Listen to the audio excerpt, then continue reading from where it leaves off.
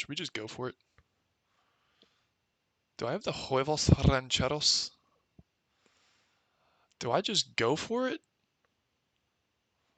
Do we get Steined here, dude? Welcome, everybody.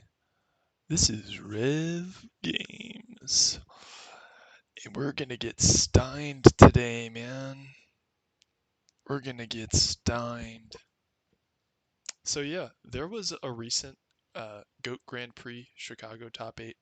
I frankly haven't played a lot of Reasoning Gate, or Steingate, rather. But these two homies, Vidmar and Christian Ponce, did a deck profile and inspired me to try the deck.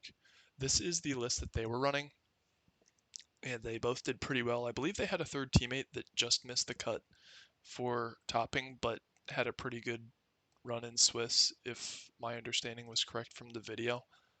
But really, all there's to say is we're going to get Steined. Steined AF. And I wanted to explain some of the deck choices here. I really like their list and commend them for experimenting, because even in the video they had mentioned they tried stuff like Time Wizard and experimented with stuff and were intellectually flexible, and they trashed Chaos Turbo a little bit. They didn't trash talk it, but they basically said like it's the first deck you should play but not the last, or something along those lines. I like that. We got to get more people off that Chaos Turbo tryhard shit. It's obnoxious. But I'm about to jump into deck profile. I am reviewing this, and I am going to jump into some gameplay a little bit later tonight. Because what can I say? I got some shit to do, some real world shit. But I wanted to get this in, so I'll clip it after I explain some of the deck choices, and then we're just going to jump into matchmaking. I did cut one Stein and two Cranes and the Fusilier, and added, or really made this lineup. I think without a doubt, you kind of just have to have Jinzo in the main, especially if it's an OTK centric build like this.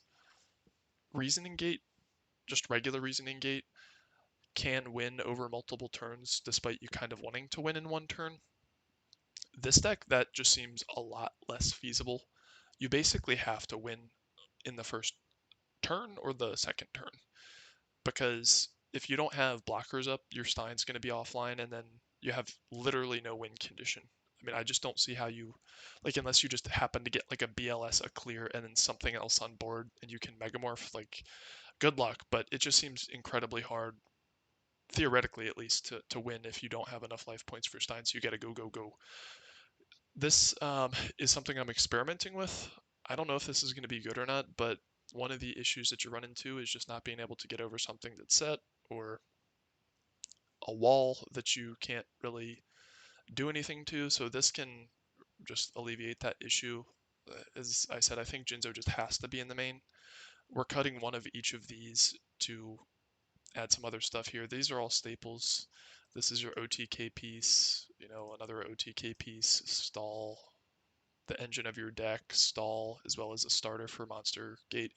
Oh, that reminds me. One thing with Barrel Dragon is it can't be used as fodder for Monster Gate for Fusilier, but I think independently this is a much better card than Fusilier. There's something to be said about like making a more machine-oriented build, and something to maybe with like limiter removal, like if you like flex like maybe some of this stuff, I'm not sure, but I think this is just a better card. You're not running meta. Yeah, you get the downside of not being able to, tribute it for Monster Gate, but I can't really think of any other scenarios where this is worse than Fusilier. So that's that. I don't know how consistent this deck is going to be to get Stein out turn one. I may go up to 3 Stein, but pretty much every other Stein build that I've seen is on 2 Steins. They run 3 plus 3 Crane. I don't know how I feel about 3 Crane either. I just feel like with an OTK build, you probably want to center everything around Stein, and pretty much the only way you're going to get it is summoning it, normal summoning it, or off these. I did do a little research, and some people were on Sangan, so you have a level 3 and you can search the Stein, but Sangan has to die. You're probably going to take damage from that, yeah, it's Monster Gate fodder, but it's like I don't know if you can afford to play that slowly. So I'm very open to the possibility that 3 Stein is correct. Really just not sure yet. I elected to main the Big Bang Shot. I just think it would be too hard to win the game unless you have some sort of ability to pierce.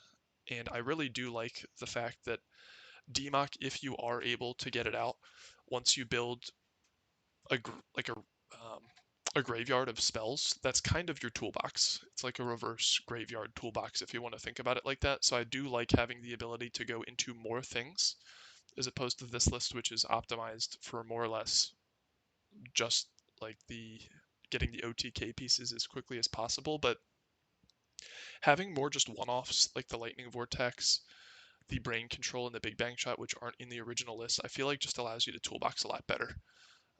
I think also Nobleman is worse than Mindcon, so I elected to just move one to the side and move one Mindcon into the main.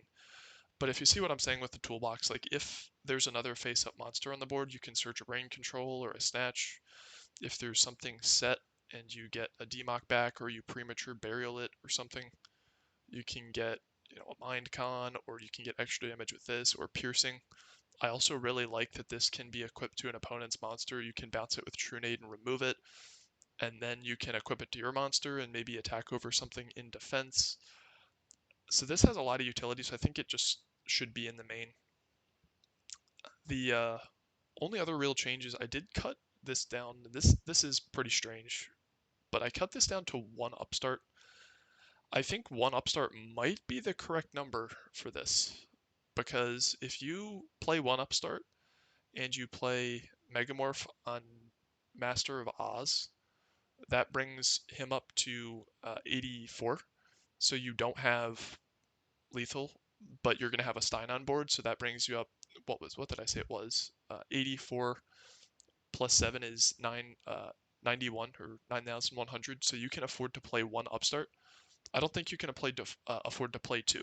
And 1 at least gets the Megamorph on board, but I just think that breakpoint is so important that yeah, you might, and you don't even really want to draw Upstart. Like Upstart is a card that you're subbing in for like when you look at Upstart, you have to say like, is this card marginally better than what I would sub it out for? And I just don't know the answer to that yet.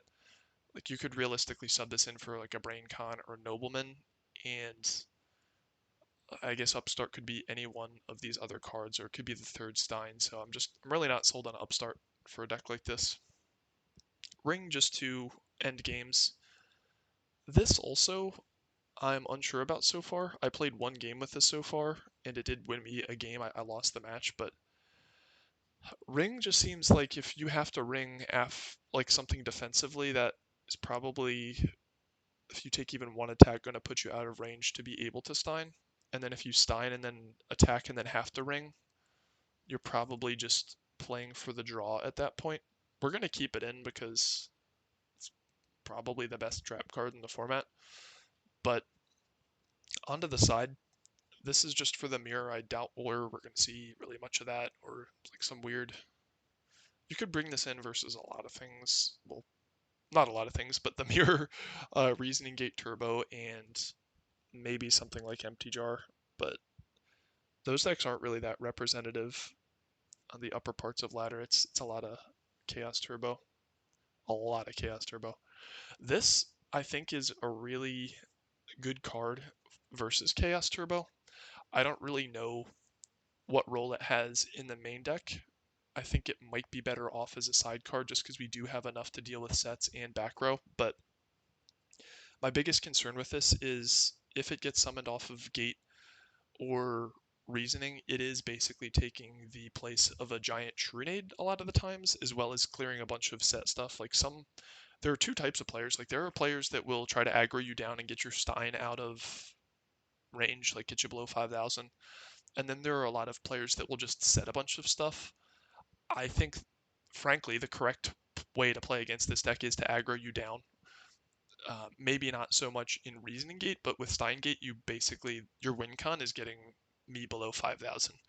So I think this deck is probably better in Reasoning Gate turbo versus Steingate, just because I don't think good players are going to be setting that many monsters. Whereas when I was playing Reasoning Gate Turbo, you just have somebody like set Spy, like set a Sangan, set a Serpent. Like if you're just not drawing your combo pieces quickly enough, and I think that this could be a solution for that. Also, we're not running stuff like Dimension Fusion, which is really where this shines. It's actually quite bad off Reasoning Gate or Reasoning or Monster Gate.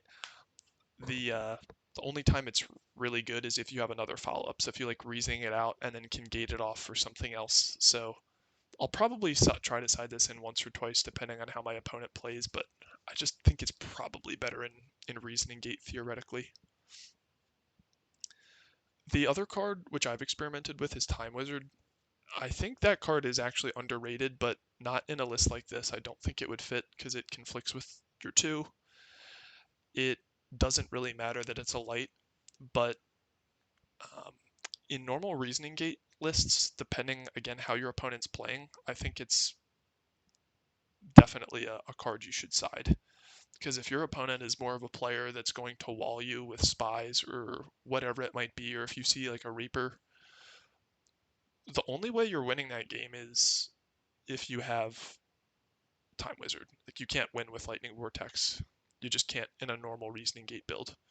So I think that card belongs in normal Reasoning Gate in the side, if not the main, because as I've mentioned in other videos, that turns unwinnable games into a coin flip, which is good. Yeah, it makes your reasoning and Monster Gate worse, but only marginally. Next is Nobleman of Crossout. As I had mentioned, I just subbed kind of 1-for-1 here with Mindcon. Token Thanksgiving. I am I'm bullish on this card, guys. This is a good card, and I don't think it gets any appreciation, especially if you're using a deck that runs triple Scapegoat. Like this, in my opinion, is a near auto include for something like um, what's it called? Goat Control. It's a near auto include for it as a one of in the side at least for something like Chaos Control that is running goats, and it obviously is something you need in this deck because if your opponent goats you, there's absolutely no chance in hell, like no chance in hell that you're going to be able to clear all of those goats and then go face. So this, when you do face up against something that runs 3 goats, these have to come in. Same with Book of Moon, because if you're on goats, you're on meta, and you do need a way to answer Thousand Eyes Restrict. Because what are you gonna do? Like, you literally can hardly do anything. Like, this this is an out. This is an out like this. No, there's just not like this in conjunction with a True Nade is an out, but it's just so hard to remove that. This is for burn or anything that I expect is going to be extremely trap heavy. This could even come in maybe as like a 2-of versus warrior, maybe in place of the ring, just because warrior's going to be able to attack your face with something big a lot more quickly than other decks. And this is in the same vein, like mirror, rescue cat. This could even come in depending on what your royal decree strategy is versus panda burn, just because they are going to have those times where they get a really big panda and there's not really much you can do about it, and you are forced to run scapegoat. You cannot side out scapegoat, and if they summon a panda on you, you just have to live with that, and that will mess up your day very badly, because that panda at that point is going to be 28, and you have a very thin margin on whether or not you're going to be able to Stein, and they're going to be able to burn you below that 5,000 threshold with just any card basically in their deck. Mirror and Torrential, these are for decks that realistically can aggro you down, like Warrior or Earth aggro. So I don't think they deserve a spot in the main just because there is so much Chaos Turbo, but this also would come in versus Goat Control or anything that's running goats, because you're probably going to need to blow up the board at that point. So that's really the deck profile. I don't really think there's anything else left to explain. Kind of looking through the list here.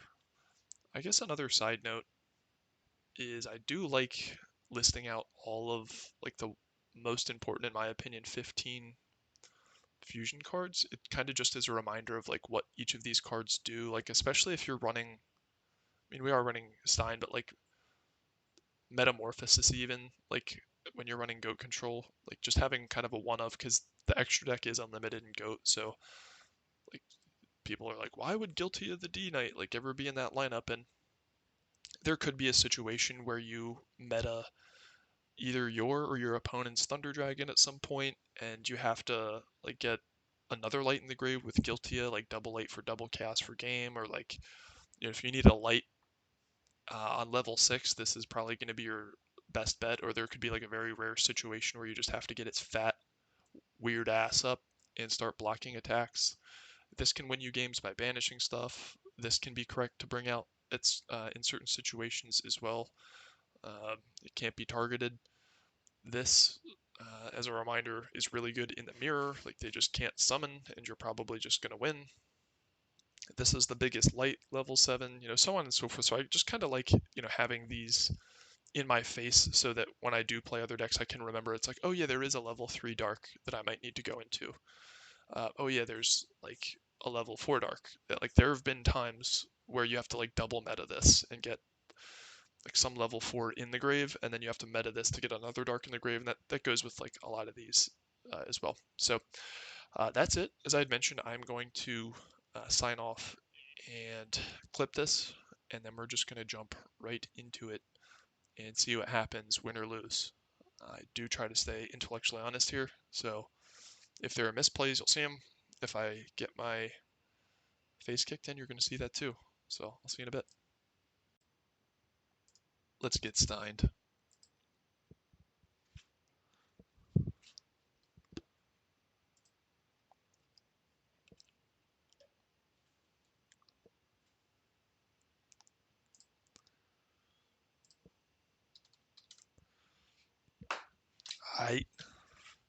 I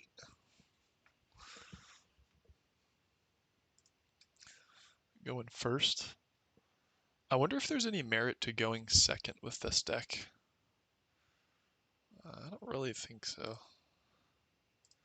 So this hand seems sussy, sussy, bussy, bussy. We have no way to get going. Oh, never mind.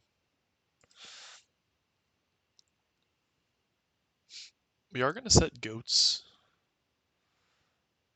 Um, hmm. We have to set goats, because if we don't and then we take damage, we might not be able to Stein, but the issue with goats is he might not kill one. We realistically do want 3 open spaces, and we don't want him to set anything. Because we have a board clear. This is going to be live. Well, it is live. This, like, best case scenario here, he normal summons something. Oh, shit. Wait, did he discard that? Why would he discard that? He must have a fucking fire hand if he's discarding that. What? Okay.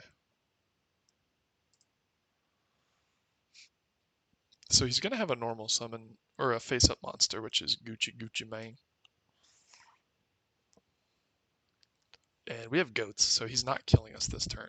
Unless he does some like absolute shenanigans with Toon Cannon Soldier. You know what might be cool is if he doesn't kill us and he starts killing himself with Dimension Fusion, and we can just kill him with Brain Control, we might not have to show what we're on right now. Oh crap. So we might just get FTK'd.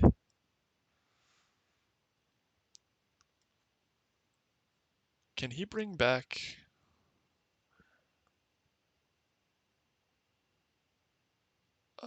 oh crap, I have to take damage.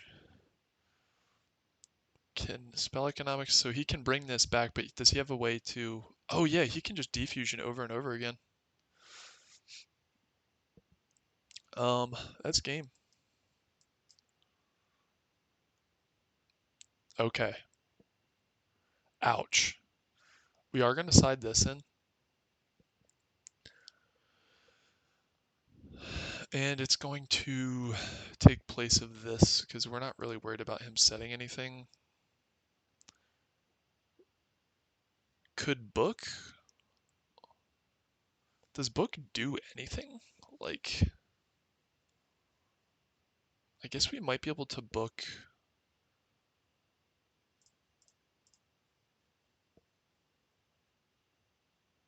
This does nothing, this does nothing, that does nothing.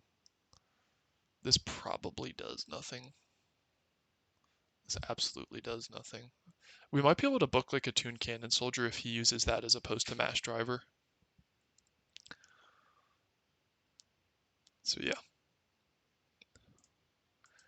I don't think we're going to need to clear anything that scary with Mindcon. So we just have to keep one in because I don't think there's anything else that's good. I don't think Torrentials does us any good either. We have no spell and trap removal. Alright. Maybe we should have picked second. I also don't think it's really, again, worth showing him what we're on yet. In my opinion, there's absolutely no reason to show that.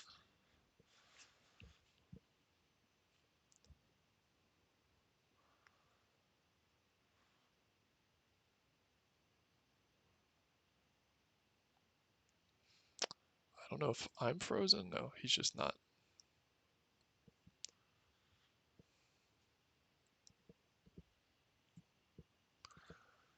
So the hard part here is we don't have back row removal, and he very much is going to be running stuff like Scapegoat.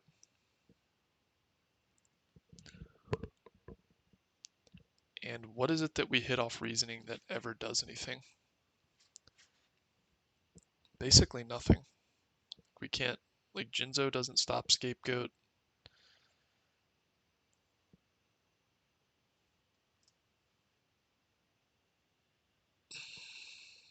See, the thing with this is us being at like 5,000 or 8,000 rather, and like 3,000, there's no difference because he's going to kill us even if we were at 20,000. So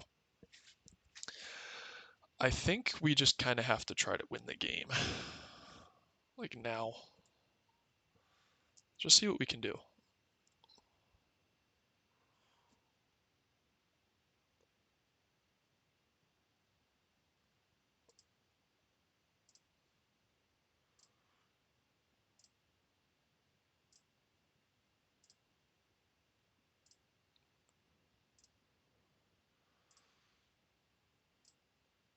We also, now that I'm thinking about it, we did side in a spell canceller. Wait, did we side in a spell canceller?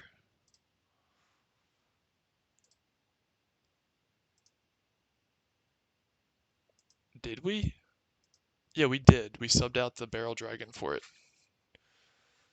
So, what we probably do here is bring out Last Warrior from another planet.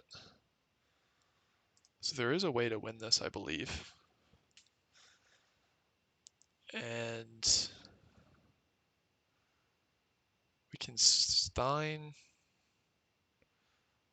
Last Warrior from another planet does prevent Scapegoat. Yeah, we just kind of have to do that. I mean, we could just go for the OTK, but I just feel like it's too likely that he has Scapegoats, and that's the way we lose.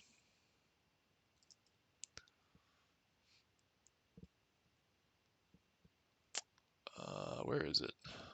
Should we just go for it? Do I have the Huevos Rancheros?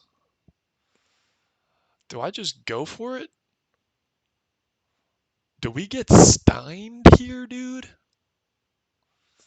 Dude, man? Ah, we pussy out. And here, this 2350 goes to 4,700 doubled, plus 7 is 5,400, right? This goes, actually. This gets destroyed. Forgot. We can still set, probably, yeah, attack directly in, homie. Maybe we should have just equipped United We Stand. Like, there's probably no reason not to at this point, right?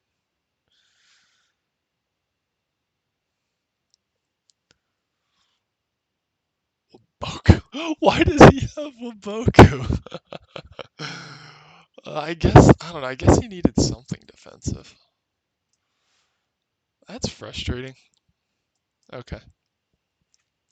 How does he get out of this? He probably runs some type of removal, right? He probably has like a one-off lightning vortex, or maybe I cannot imagine like he sides in like mirror forces and stuff.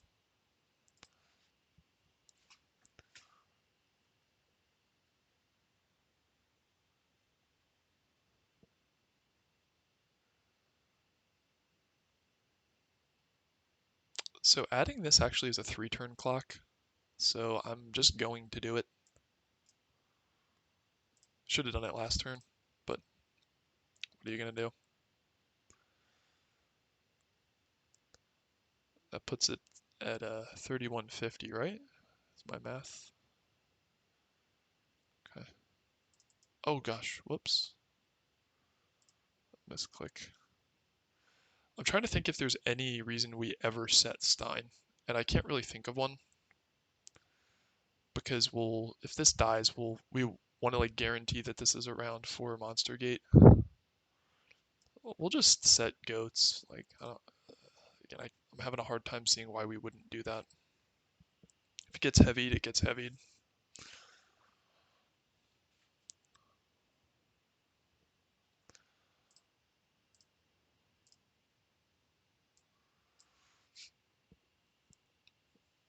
There's no way for us to get Megamorph live, right? Attack directly in him.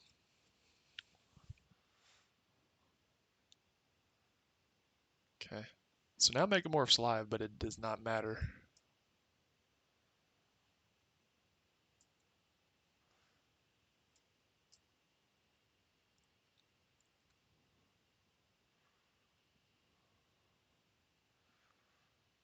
Hits us with the Patrick Hoban.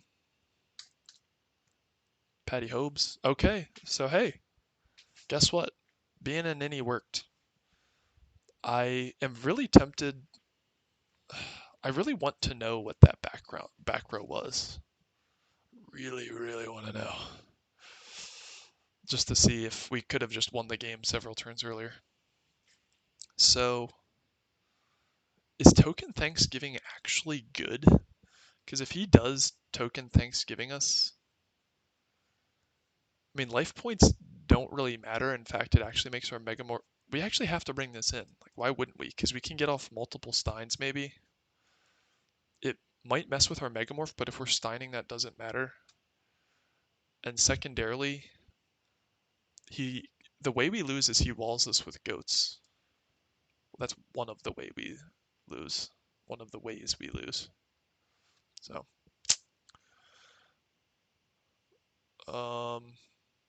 Swords of Revealing Light does absolutely nothing. Most of this stuff is just useless, right? There's just not enough to side in. Although we did see some of them Wabokus. What else is totally useless? He can chain to this. Like, I think I'd rather have Decree. It's going to take an extra turn to set up.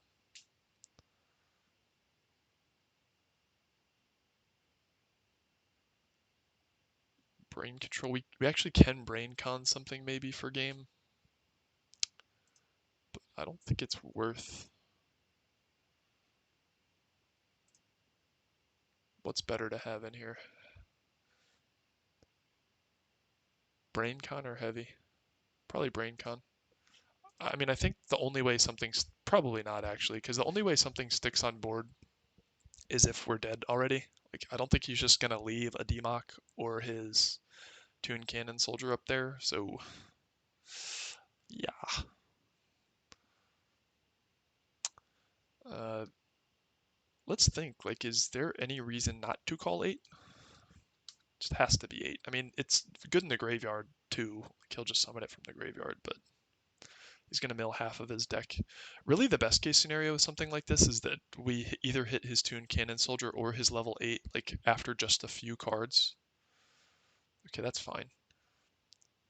What the worst case scenario is that he mills, like, 15 cards. Like, yeah, there's 6 cards he milled, and he did mill actually some stuff that he probably wants to get back.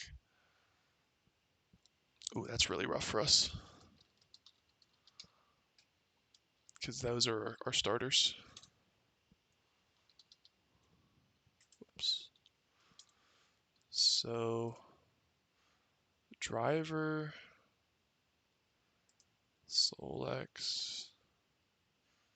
This has been in our hand every single game. So we actually might be able to brain control that, which may matter.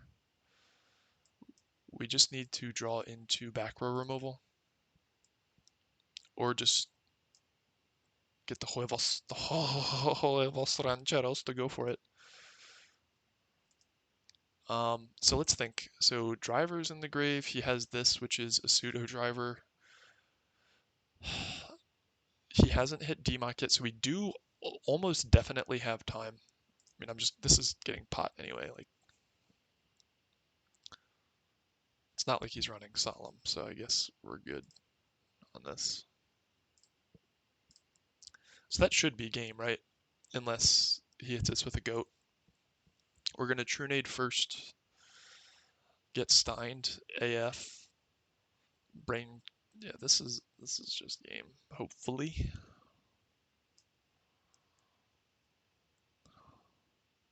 Might have goats. He is running goats, right? Yeah.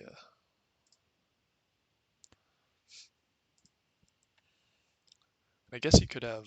There's no way he has Karibo. High tide, dude. Let's get Steined, dude, man. Whoops. Did he just leave on our ass? Wait, why is this ending the duel?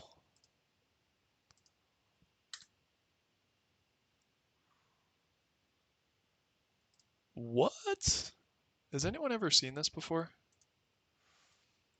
It doesn't look like it's counting down. So I guess, while we wait, hopefully this counts as a win because he left and I don't know if it just, like, there's a countdown, but it just glitched out and not showing.